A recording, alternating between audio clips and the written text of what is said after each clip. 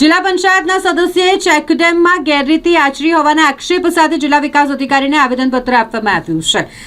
સાવલીના ટુંડાવ ગામમાંથી મોટું કૌભાંડની માહિતી સામે આવી છે કે જેમાં એક જ ચેકડેમ માટે બે અલગ અલગ ગ્રાન્ટ મેળવી સરકારની ગ્રાન્ટના પૈસાનો દુરુપયોગ કરવાનું કૌભાંડ આચરવામાં આવ્યું છે, ગેરરીતિ આચરવામાં આવી છે, જેને લઈને ભારતીય જનતા પાર્ટીના કાર્યકર રાજદીપ રાણાએ જિલ્લા વિકાસ અધિકારીને આવેદનપત્ર આપીને રજૂઆત કરી છે। આજે એટલા માટે આવ્યા છે કે અમે ગઈ ગ્રામસભામાં એક આરટીઆઈ માંગી હતી કે અમારા ગામમાં કેટલા કામો થયા છે, કેટલા બાકી છે એના માટેની।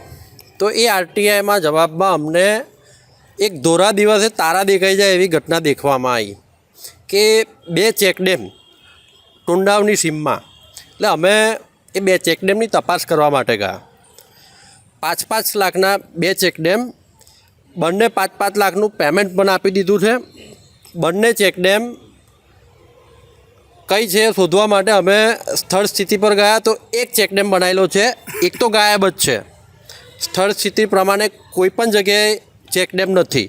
એક ચેકડેમ પારેવી કોતરના નામે મંજૂર કરી ફોટાઓ દર્શાવેલા છે અંદર ઠરાવમાં। બીજો ચેકડેમ રાઠોડ પ્રતાપસિંહના ખેતરની બાજુમાં એ દર્શાવી અને બિલ પાસ કરેલું છે।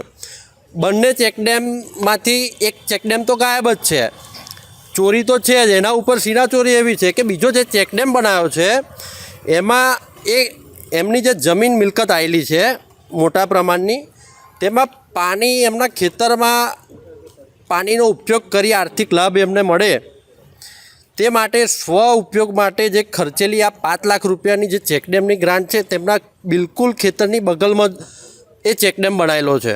એવી જાણ થતાં અમે અહીંયા ડીડીઓ ઓફિસ મેડમ શ્રી હિરપરાને અમે એક આવેદન આપવા આવ્યા છે કે આ બાબતની ચોક્કસપણે તપાસ થાય।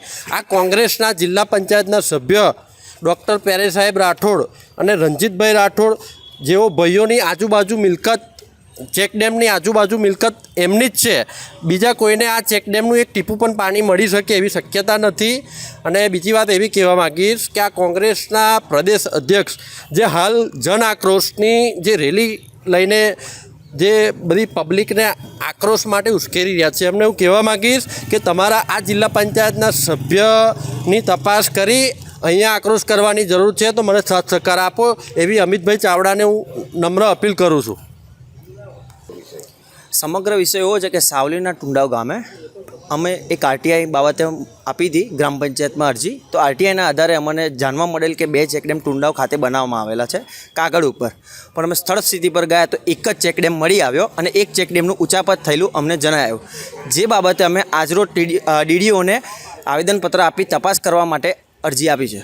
કોના દ્વારા ઉચાપત કરવામાં? જિલ્લા પંચાયતના સભ્ય શ્રી પ્યારે સાહેબ રાઠોડ દ્વારા કરવામાં આવેલું છે।